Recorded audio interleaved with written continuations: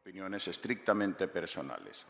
Voy a hablar de sarcopenia y menopausia. Estos son mis conflictos de intereses. No tengo conflictos de interés en términos de sarcopenia.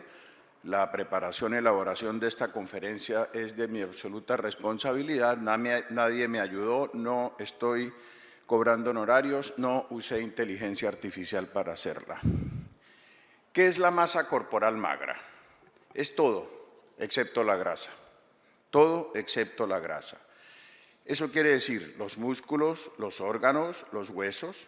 Esta masa constituye el 75% del peso normal del cuerpo humano y el músculo, por supuesto, es el componente más importante. El sistema muscular es bueno tener en cuenta que empieza a aumentar más o menos hasta una edad de 30, 40 años y luego empieza indefectiblemente a reducirse. Se parece mucho a la masa ósea. Se adquiere un pico a los 30 años y luego indefectiblemente se empieza a reducir. Por esa razón el objetivo, tanto en lo uno como en lo otro, es tener la mayor cantidad de sustrato cuando se llegue a esta edad para luego que vamos a perderla de la manera menos acentuada posible y empezar a perder desde un punto muy alto. Lo ven ustedes en la diapositiva, a partir de la década de los 40 perdemos más o menos el 8% y después de los 70 va a haber una pérdida del 15%. El tejido muscular no es todo exactamente igual, hay diferente tipo de fibras, sobre todo fibra 2 y fibras de tipo 2 y de tipo 1, y la sarcopenia ve comprometida la pérdida de los dos tipos de fibras. Ahora bien, esto no es nuevo. Fíjense este hermoso dibujo de Leonardo da Vinci, en el cual ya él nos hace caer en cuenta de cómo con los años se va perdiendo la masa muscular. Recuerden que da Vinci, entre todas sus virtudes, una de ellas fue un gran especialista en disecar cadáveres, inclusive de mujeres embarazadas. Tal vez ustedes han visto las pinturas de él al respecto, los dibujos, y ya él empezó a describir cómo en las personas mayores, ancianos de esa época, que eran personas de 50 años, ya había una pérdida importante de la masa muscular. ¿Qué es la sarcopenia? La sarcopenia viene del griego sarx, que significa carne, y penia, que significa reducción. Es la pérdida de la masa y de la fuerza muscular. Es una epidemia. Cada vez vamos a tener más sarcopenia sencillamente porque cada vez las personas viven más. Ustedes saben que la expectativa de vida hoy en día, al menos en Colombia, está en 80 años. Un niño que nace hoy en Colombia tiene una esperanza de vida de 80 años, es decir, va a vivir gran parte de su vida en una etapa de adulto mayor y eso conlleva un riesgo altísimo de tener sarcopenia. Es universal, es una democracia, nadie se salva de perder músculo y la manera de tratar de controlar un poco esto, como ya lo mencioné, es lograr un pico bueno de masa muscular e ir perdiendo de a poco. El Consenso Europeo de Sarcopenia de 2010 nos habló de baja masa muscular más baja fuerza y bajo rendimiento físico, que se denomina sarcopenia. Se caracteriza entonces por una reducción progresiva y generalizada de la fuerza y de la masa y un aumento de riesgo, por ende, de desarrollar discapacidad física, mala calidad de vida y finalmente la muerte. Un término que hoy en día usamos mucho es el término de fragilidad. Fragilidad quiere decir pérdida de la masa ósea, pérdida de la masa muscular y cada vez vamos a tener más esto. Existen criterios diagnósticos para fragilidad y para sarcopenia según las diferentes sociedades involucradas. La fragilidad, y es fácil tener en cuenta este término porque uno ve a un adulto mayor y enseguida la sensación que le da es de fragilidad. Uno ve a una persona frágil al ver un anciano.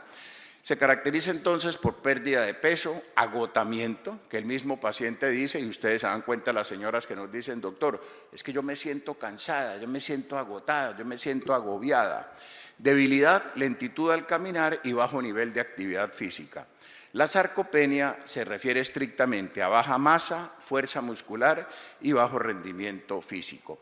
Otro aspecto importante es que no es lo mismo sarcopenia que atrofia muscular. Lo ven ustedes en la diapositiva, como la sarcopenia es crónica, la atrofia muscular es aguda. Como el grado de daño muscular en la atrofia muscular es mucho más severo, la recuperación muchas veces en la sarcopenia es irreversible, en la atrofia muscular puede ser reversible, y otro tipo de características que vale la pena diferenciar entre lo que es una atrofia muscular, por ejemplo, una persona que se fractura, le colocan un yeso y dura un mes con ese yeso, presenta una atrofia, lo cual no es sarcopenia, por supuesto. La prevalencia, ya lo mencioné, es muy alta y con la edad va a ser algo que se va a presentar de una forma irreversible. Pero fíjense cómo los hombres y las mujeres son afectados de manera distinta. Miren, los hombres sanos, 10% en relación con mujeres sanas, 35%. Y fíjense, los hombres con fractura, 43%, y las mujeres con fractura, 64%. Es decir, en términos de sarcopenia, igual que en la osteoporosis, las mujeres parece que llevan, en este caso, la peor parte. Parece que afecta a 1 de cada 4 individuos entre los 65 y 70, pero por encima de los 80 años ya llega a ser hasta del 80%. En Colombia se realizó este estudio en el cual se demostró que en mujeres climatéricas colombianas ser afrodescendiente, o sea, ser de raza negra, se asoció con un 85 menos de probabilidad de sospecha clínica de sarcopenia o de probable sarcopenia. Es decir, también, al igual que la masa muscular, tiene una connotación racial y también genética.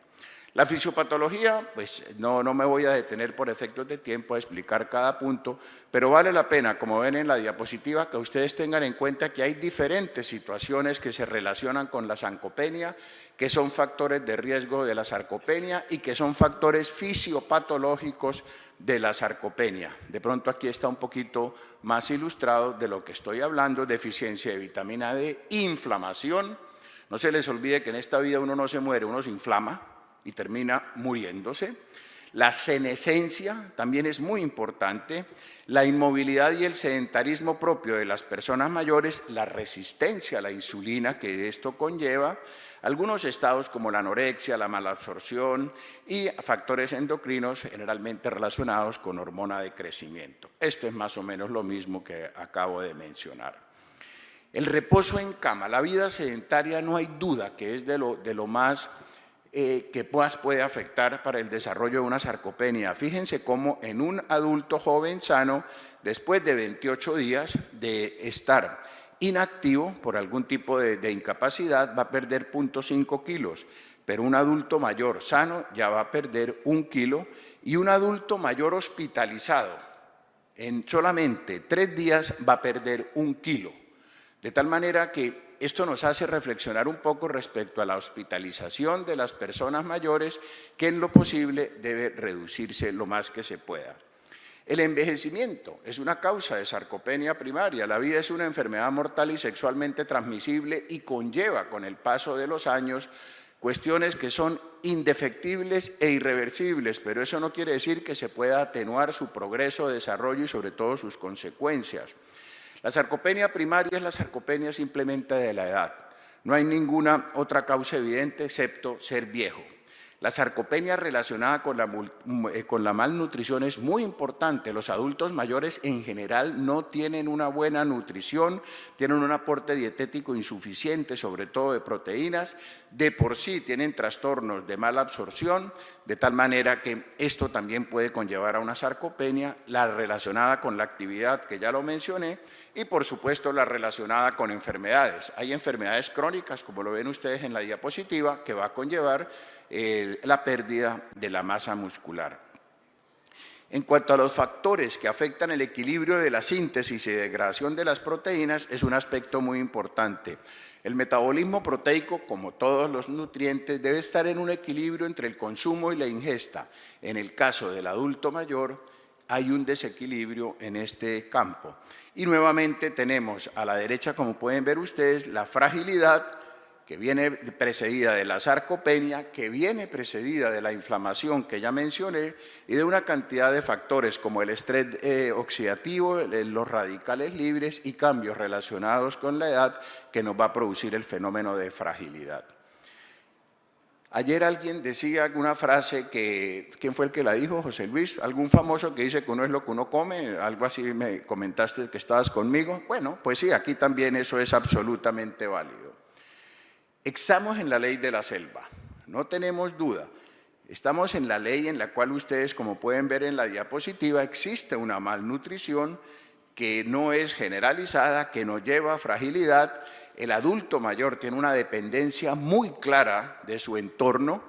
En Bogotá acabamos de hacer un estudio, determinarlo, en la cual vimos que hace 20 años un adulto mayor que se fracturaba, cuando se iba a su casa solamente el 5% de esos adultos estaban solos después de una fractura de cadera y cirugía. El año pasado fue el 20%.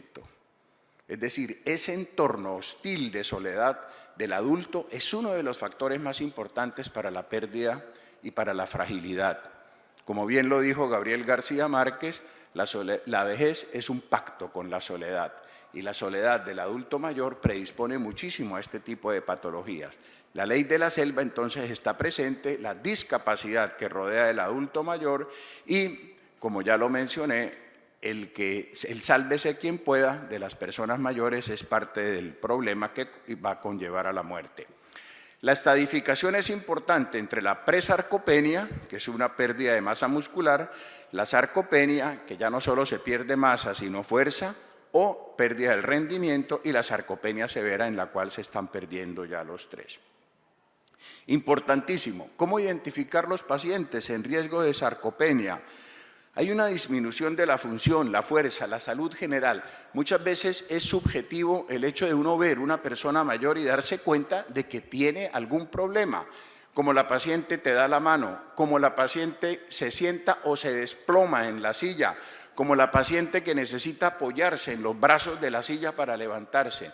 Todos esos son aspectos que enseguida le van hablando uno del paciente, cómo se está comportando, los problemas de la movilidad, con qué rapidez y con qué energía, por decirlo así, entra la paciente a consulta. Cuando nos habla de caídas repetitivas, cuando nos habla de que está perdiendo peso, de que su ropa ya le está quedando grande, cuando ha sido previamente hospitalizada por algún tipo de patología, sea médica o quirúrgica, cuando tiene una velocidad de la marcha inferior a 1 metro por segundo, cuando nos habla de que tiene otras enfermedades crónicas. Fíjese que todo esto que yo he mencionado es muy fácil.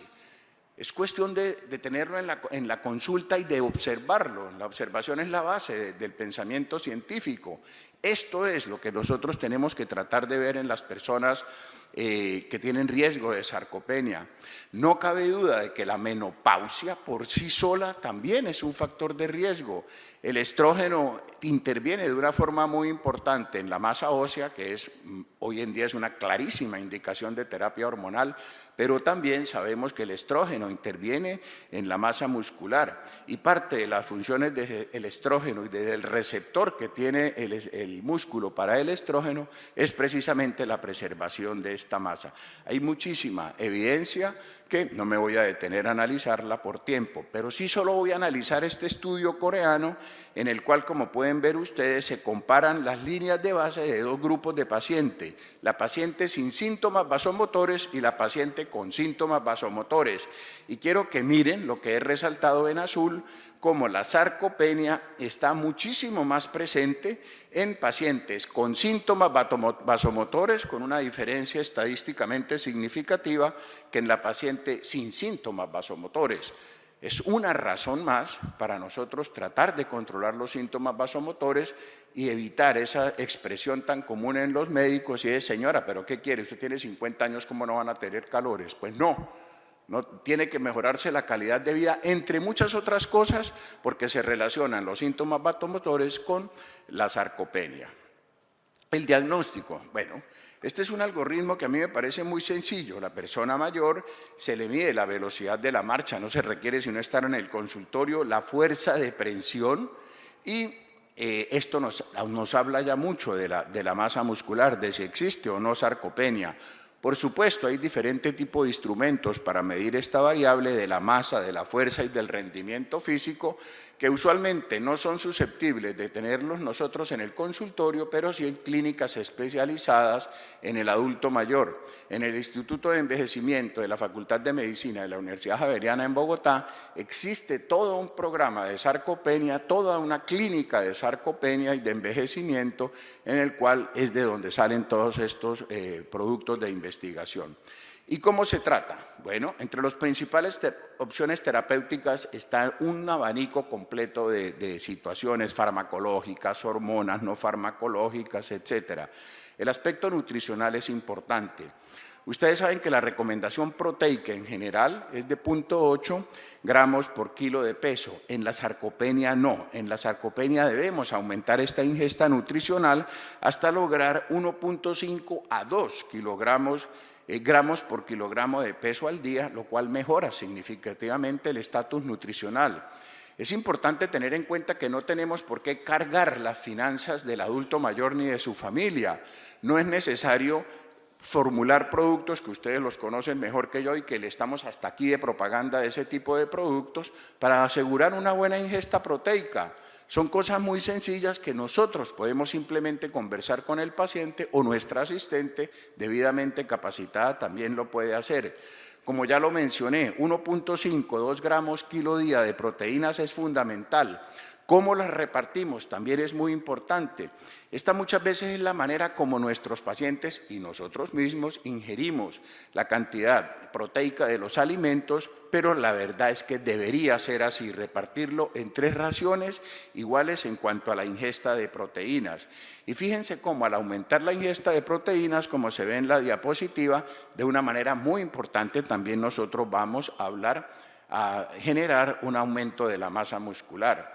Hay diferentes tipos de sustancias, como por ejemplo la leucina, que es un aminoácido con efectos positivos sobre síntesis proteica, que también nos puede ayudar en este tipo de pacientes. La vitamina D. La vitamina D, como muchas de sus características que ayer y a lo largo de este congreso hemos tenido varias conferencias sobre vitamina D, no hay duda que juega un papel muy importante. Sabemos que tenemos una epidemia de hipovitaminosis D. En Colombia hemos hecho 34 estudios de vitamina D y sabemos que el 71% de la población tiene carencia de vitamina D, está con niveles por debajo de 30 y hay suficiente evidencia que relaciona el papel de la vitamina D con la fibra muscular. También sabemos que la vitamina D reduce la posibilidad de caídas, lo cual reduce la posibilidad de fracturas. También tenemos buena evidencia en eso. El entrenamiento físico es fundamental. El entrenamiento físico es fundamental. El ejercicio es fundamental. Nos mejora masa muscular, fuerza y resistencia muscular. Los ejercicios de resistencia son muy importantes. Por supuesto, dependiendo de las circunstancias de cada paciente, vamos a requerir y vamos a recomendar un tipo diferente de ejercicio, desde simplemente caminar o aún con una persona en silla de ruedas, nosotros podemos hacer algún tipo de recomendación o nuestros asistentes o las fisioterapeutas para mejorar este entrenamiento físico. La Sociedad Norteamericana de Menopausia, en el statement último que fue en el 2022, el año pasado, nos habla que la sarcopenia y la osteoporosis se relacionan con la edad, con la reducción de los estrógenos y con la transición menopáusica. Una paciente que está, o una mujer, corrijo, que está con terapia de reemplazo hormonal, es una mujer que tiene menos riesgo de presentar pérdida de la masa ósea, por supuesto, pero también pérdida de la masa muscular. Y no cabe duda de que el efecto benéfico del estrógeno sigue siendo muy importante. En conclusión, la vitamina D parece jugar un papel importante en el mantenimiento de fuerza y masa. Los estrógenos juegan un papel importante también en la prevención y tratamiento de sarcopenia, pero faltan estudios, por supuesto, que confirmen esto. La fragilidad, ese término quiero que lo lleven a su casa, fragilidad, que es osteosarcopenia, debe ser prevenida, debe ser diagnosticada y debe ser tratada. Finalmente, quiero hacer una chiva, no sé cómo se dirá aquí, una chiva es como un lanzamiento antes de.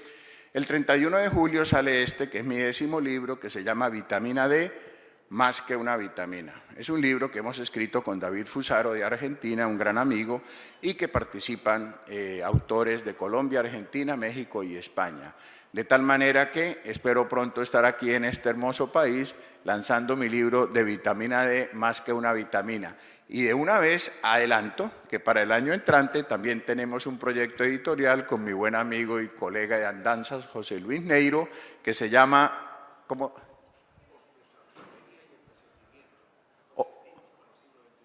Osteosarcopenia y envejecimiento. Exacto. Vamos a trabajarlo y es seguro que el año entrante vamos a estar aquí lanzando algo mucho más interesante sobre osteosarcopenia. Muchas gracias.